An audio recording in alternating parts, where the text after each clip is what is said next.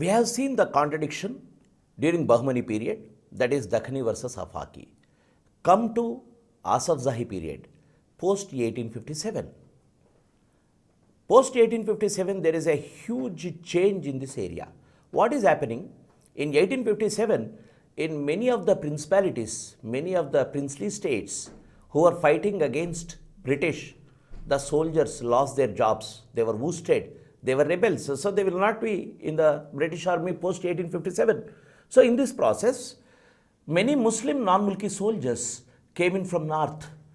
Those areas like Audh, in English we write O-U-D-H or A-V-A-D-H, Awadh. Awadh means Lucknow, Bengal, Delhi, Murshidabad, etc. All these areas, the rebels who were in the armies of the natives, armies of the native princes, who rebelled against British, even in British period. So all these people were pouring into Hyderabad state, coming into Hyderabad state because you have employment here. Why they are coming into Hyderabad state? Because those Muslim non-mulkis, because this is ruled by a Muslim ruler and the language is also Persian official language. Persian official language helped lot of non-mulkis to some time, because till that time Persian is also one of the important language. So a ruler, Muslim ruler, and not contradicting lot of things of the princely states. Though he supported British in 1857, he is not contradicting with many states. So automatically the soldiers are coming into this period. And come to the period that is Salar Jung 1. In Salar Jung 1 period, you have the agenda of implementing the reforms. So for implementing the reforms from north, Bengal, Bombay, Madras, all these are provinces. Bombay, Bengal, Madras, these three were the centers of British education. British is trying to implement all the reforms and they were already entrenched into this soil through their forts administration. So you have trained personalities, trained persons, trained people with some experience in British, and they were also being taken into Salar Jung's period, Salar Jung's regime, because he was very close to British. He never hesitated to opt for the services of the non-mulkis to implement his reforms agenda. Thus, you have a lot of Kayasthas and Khatris also coming into Hyderabad state. Kayastha, you know who is a Kayastha? For example, you take that surname like Srinivasan, Nizam, Mathur, all these are Kayastha subcastes. So Kayasthas were coming into Hyderabad, and these people were coming into administration of Hyderabad state. And Khatris, this is another North Indian subcaste group which is coming. Today we have Dharmavant College in Old City. That Dharmavant College was started by the Khatri group, Khatri caste group, Khatris. This is a North Indian caste. So apart from this, we have another group of people who are bringing the people from outside into Hyderabad state. That is Sir Syed Ahmad Khan, the founder of Aligarh Muslim University, who started Aligarh Muslim University, we call it in the latter period, but it was known as Madrasatul Uloom in Aligarh, and he was also the advisor of Salar Jung. When Salar Jung is having such a great advisor, very interesting, Salar Jung and Sir Syed Ahmad Khan, both have one thing in common. Both are from the background of feudalism, but they are for the reforms, they are for the change. Sir Syed Ahmad Khan is bringing the change in Muslim society through education. That is why Mohammedan Anglo-Indian schools he is starting. He is starting Aligarh Muslim University to help Muslims to get educated in a modern way. The same person is the advisor of Salar Jung. So definitely Salar Jung is asking him to associate with the reforms, and he is also bringing many civil servants into Hyderabad state. So one section is from this one. Then Aminuddin Khan, another aide of Salar Jung, another advisor of Salar Jung, he also brought in many non-mulkis into Hyderabad. So what is happening in this entire period? Reforms is the major agenda. Whoever is fit to implement reforms will come into Hyderabad state. This is the what you call brewing contradiction in Hyderabad society. They are being called in for services, but they are not completely given a free hand. Salar Jung was sharp enough to curtail some of the aspects about non-mulkis. He restricted the interaction with the mulkis, especially the nobles and jagirdars and all those things. Because when the non-mulkis officials who are appointed in the state are interacting with such officials, and definitely in that process, non-mulkis are getting strengthened and taking the advantage of backwardness of mulki jamindars, they were ordering them. So all these things Salar Jung noticed, and they were curtailed of interaction. They can't meet the nobles easily. They were looked as purely some employees. Non-mulkis were not given the jagirs or titles. If you give jagirs and titles, what will happen? They will grow strong. So it was not done. Political affairs in the Diwani were allocated to mulkis. Then appointed a Tamil vakil in his court to represent him in British. Like this, he was taking lot of changes so that non-mulkis will not get undue advantage of replacing mulkis. And he opposed one thing for sure. Non-mulkis were forcing him to make Urdu as the official language. And he was not ready to do it. He was reluctant to it, even opposing to do it vehemently. Why? Because when North Indian Muslims were proposing to change Urdu, it is for the disadvantage of locals. Till then, advantages were being taught in Persian, and North Indian Urdus were taught in Urdu. That will become an advantage for them. That is why he was opposing Urdu till his last breath. In 1868, in the last days of Afzal-ud-Dawla, a farman was issued to appoint only mulkis in all the departments. Because by 1868 itself, you can see this was made by Salar Jung. By this time, non-mulkis are occupying lot of plum posts. They were dominating the scenario. So that is why Salar Jung took a strict attitude, measure against them. He tried to use the services of non-mulkis. What for? To train the locals and send them back or grow the number of mulkis in administration. But it was not done to a larger extent. That was the tragedy. Reforms in education was also aimed at making the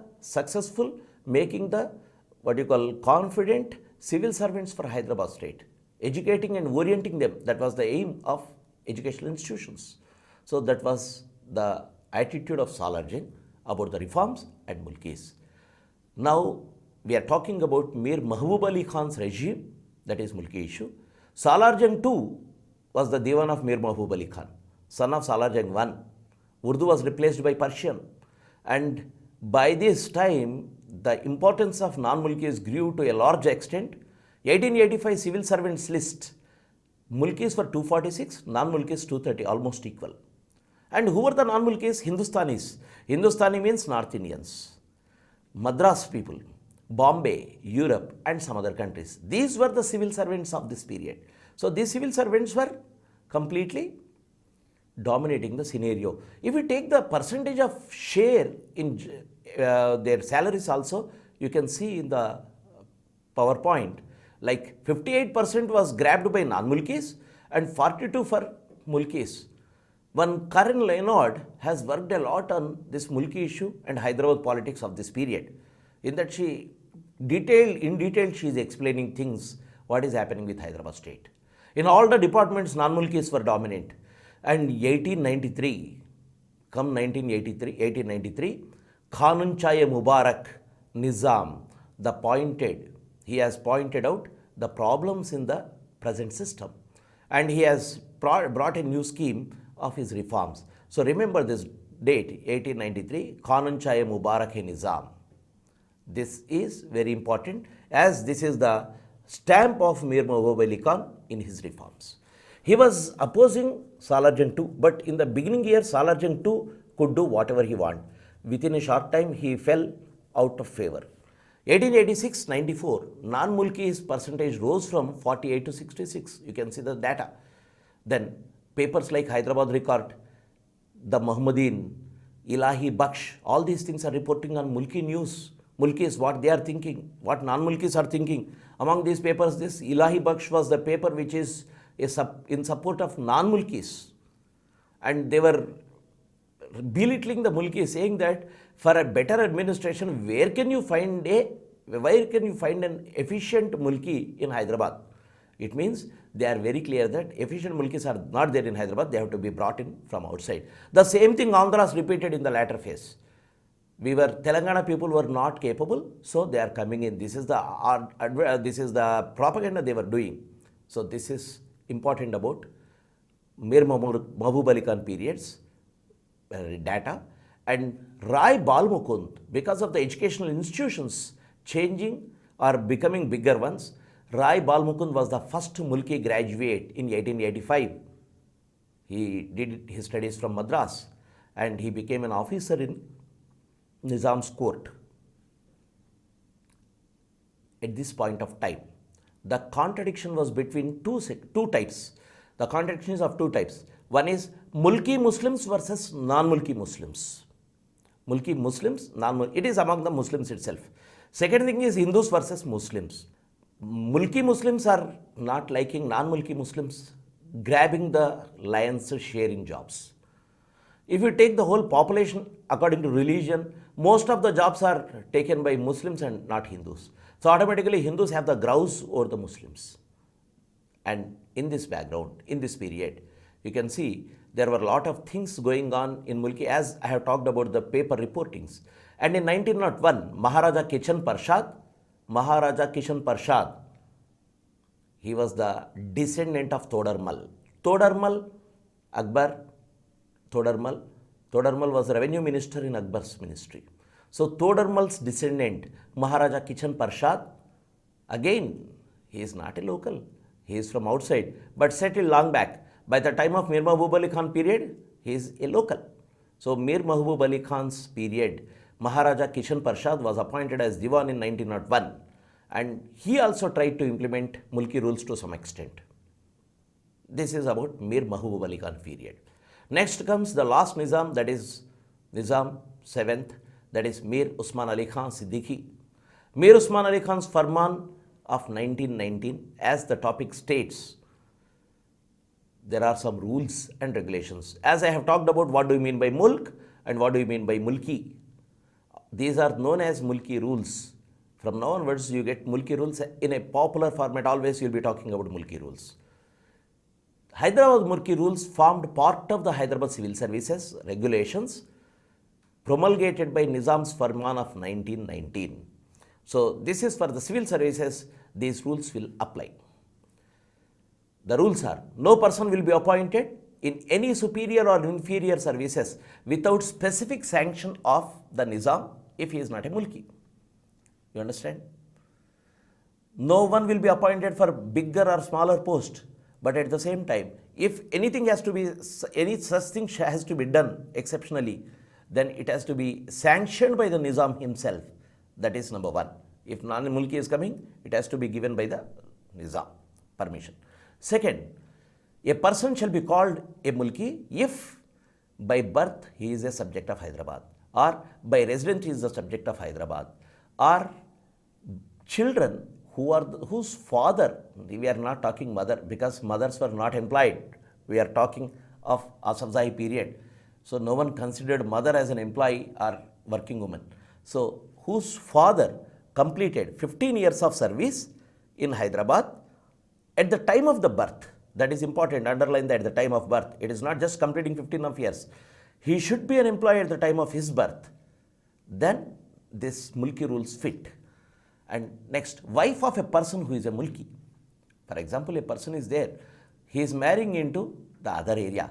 For example, Nizam state is there, in the border you get married to someone in the side by areas. Then what will be the status of that woman? She will be a Mulki because she is your wife. This is the person. Then a permanent resident for at least 15 years and declare before the magistrate that he will not return to his native place after retirement. This is to fix that we will do our jobs and meanwhile our sons will become officials and we go to our native place. This Osman Ali Khan is curtailing. So you have to give a declaration that I am not going back to my native place. then only you will be a mulki. So 1919, that Babe Hukumat, that is Executive Council. Babe Hukumat is a word for Executive Council. It was replaced. It replaced the old Cabinet Council, and this 1919 Babe Hukumat is bringing in some of the reforms, some of the changes in Constitution. So Rai Balmukund was asked to make a report on constitutional reforms on the lines of Montague-Chelmsford reforms. So definitely you can see parallelly running things. There you have reforms, enact Montague-Chelmsford Act. Then here in Hyderabad state also you are talking about such changes. And in this background, in 1921, Hyderabad State Reforms Association was formed. This Hyderabad State Reforms Association was an association of the people, not of nobles. This Hyderabad State Reforms Association gave representations to Nizam about some changes. And till 1923, means first 2 years, they were talking to Nizam, they were appealing to Nizam for some changes, not bigger changes, very small changes. And in 1923, when they approached Nizam to suggest some of the alternative forms of governance, Nizam did not like it. Because he is the ruler, he has to decide what rule has to be there or not. Who are you to decide? So in 1923, when this Hyderabad State Reforms Association went to Nizam with a report, he did not like it. Instead, he initiated the security measure, or a law and order measure you call it as, that is 53 Gasti Nishan. Under this Gasti Nishan, you have to take permission for any meeting. Political, cultural, everything, you have to take permission. So at 53 Gasti Nishan is very important in terms of law and order, like your 144 section. You can be arrested. So this 1923 report and met with an adverse impact of Gasti Nishan. And in this entire period, educational institutions grew in number, and rise of educated mulkis, especially in English and Urdu, you can see growing. And in 1918, Osmania University has its first year, it was started. The first Farman was issued, and gradually a new university is coming up, that is Osmania University. Before, our institutions were affiliated to Madras University. Now, Osmania University itself is a university on this native land. So, in this background, Usman Ali Khan issued a Farman in 1933 because 1919 Farman could not bring any change, not much change. So, agitation was done by mulkis. And another another flashpoint was when Khan Sahib from Punjab was appointed to an important position. Then Khan Sahib's appointment to an important position, and no results from 1919 mulki rules. So what happens? People started asking or demanding for protection of rights, and in this process 1933 Farman was issued. This 1933 Farman says strict appointment of mulkis in all the departments. This strict employment means this is like warning. So that is why this 1933 was received by the people or the leaders or the people who are who and who of Hyderabad state in a very good manner. First of all, Kotwal, Raj Bahadur Venkatram Reddy thanked the regime, that is Nizam, and other people were gathered in a big meeting to say thanks or to show gratitude to Nizam for bringing in this 1933 Farman. Who were the people who were gathering in that meeting? Like Burgul Ramakrishna Rao, Mandumla Narsinga Rao, Padmaja Naidu, daughter of Sarojin Naidu, Latif Saeed, Mir Akbar Ali Khan, Abdul Hassan Saeed, like this, all these people were part of this big movement, big meeting to thank Nizam. And 1933, they thanked Nizam for bringing such wonderful protection for the mulkis. But this is a success, that is why they were in some high moods. So in this background, after 2 years, you see a new organization named Nizam Subjects League was formed. What is this Nizam Subjects League? Subjects means people. Nizam Subjects League is also known as Jamia Rifayam-e-Nizam, Jamia Rifayam-e-Nizam, or Nizam's People Association in plain words. it has given a major slogan, that is Hyderabad for Hyderabadis. Remember, this question was asked in one of the TSPSC examinations. Hyderabad for Hyderabadis was the slogan given by whom? That is Nizam Subjects League. And this league elected a body, and Nawab Nizam Jung was the president, Burgula Ramakrishna Rao was the secretary. So a new organization, now you can see Nizam Subjects League, this is 1935. But by 1931, you have another association also, that is known as Andhra Mahasabha, Nizam Rashtra Andhra Mahasabha. They were also demanding some of the demands which all the other people are doing. So, Nizam Subjects League, prior to this is Nizam Rashtra Andhra Mahasabha. Why these organizations are coming into existence which never came in 1800 or 1700? Because people understanding that we have the right. We have the right to what? We have the right to property. We have the right to live. We have the right to economy, our livelihood. All these things are the concept they are understanding. That is why when the new concept under the last phase of your capitalism is bringing in the nation, the human rights, and all these things, and Burgula Ramakrishna Rao, Nawab Nizam Jung were the presidents, and that is the Subjects League. Other people like Kashinath Rao Vaidya, Madapati Hanumantrao, Mandumla Narsingarao, Latif Saeed, Ramchandra Naik, all these people were the members of this league. And Nizam Subjects League aimed obedience to Nizam, fight for mulki rights, obedient to Nizam, because if you are obedient to Nizam, you will get some benefits. Fight for mulki rights, this is the essence of your meeting. So, fight for mulki rights, obedience to Nizam goes together, so that you can bargain some of the rights to the people.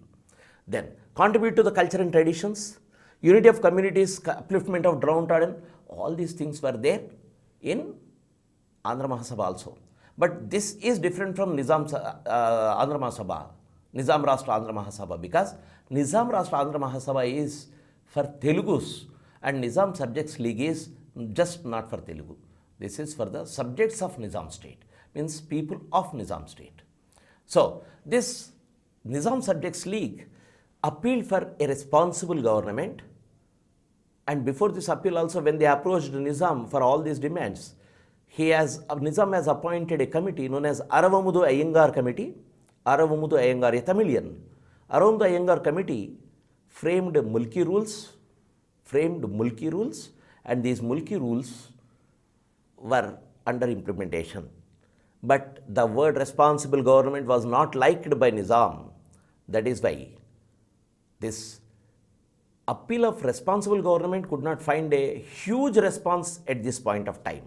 At the same time, the league was dissolved in 1939 because the Muslims who were into this organization were moving to Majlis Ittihadul Muslimin. So 1930s, they are gradually shifting to that. And you have Andhra Mahasabha for Telugus. So, league lost its importance. Though it is a small purpose, it could affect for some time. Then, Nizam Subjects League has many important people who are talking about the rights. And we see a change in the entire process. What are the major aspects of this period? How do you sum up the mulki issue? Summing of mulki issue is very important, because what questions you may get in your examination is, how does the mulki rules issue has affected the polity of Hyderabad state, the effect of mulki rules on Hyderabad state, effect of mulki issue on Hyderabad state in terms of polity. This is the question. So you have to write the entire 1857 Asafzai period to this time Usman Ali Khan period. So when we talk about these changes, reforms bringing into change from Salar Jung period and finally Usman Ali Khan period, you have lot of change going on. Major aspects of this mulki issue are, though Nizam 6 and 7, that is Mahbub Ali Khan and Usman Ali Khan, issued farmans. The implementation was not there at a desired level. Desired level means what? It was not effectively implemented. That is one thing. As a result, you can see, because your desire is to have a big, good established state with a perfect employees, with very efficient employees, but you cannot get unless and until you train them or orient them. For thus, there is a window period, a gap. But till this period, many non-mulkis occupied this place. That is where non-mulki issue has started. So, this is the first point. Though Nizam 6th and 7th issued farmans, implementation was not at the desired level. And next, raising the issue of mulki rights is very, very interesting aspect. That is, this is the first step in the feudal country in terms of a democratic aspiration. What do you mean by democratic aspiration? Under the feudal countries, under feudal rules, you don't have anything like we have a right. People never say that we have a right, we can choose you. They can't say a ruler or a king can be chosen by the people. But in a democratic setup, when the modernity is creeping in, sweeping in Hyderabad state, other parts of the subcontinent, that is British India, is bringing in some changes. So Hyderabad is also will not leave aloof. So automatically the changes happening is entering into Hyderabad state, and democratic consciousness of rights of mulkis for employment is beginning. This is an important question for next round of development. Means once you understand that we have a right, you will fight. If you don't have a right, you will not fight. Your consciousness will not be there that this is mine, then you will not fight. So mulki issue has brought a very, very important question, that is democratic aspiration of the natives for employment. Again, come to our modern phase, last phase of our Telangana movement. What we are talking, the same thing. We are talking about the rights of the locals, that is mulkis, in employment. So mulki issue has a great role in the entire issue of employment, resources, development and consolidation of Hyderabad state. In your examination, as I said, I repeat, you may get a question, a descriptive question, long question, need not be too long, need not be too short. Like in UPSC, you have mixed questions, different number of marks. So the question can be asked, explain the importance of mulki rule in shaping up the polity of Hyderabad state. I repeat, explain the importance of mulki issue in shaping up of the polity of Hyderabad state. So in the next class, we will be taking up a fresh topic after this mulki. What are the changes happening in Hyderabad state?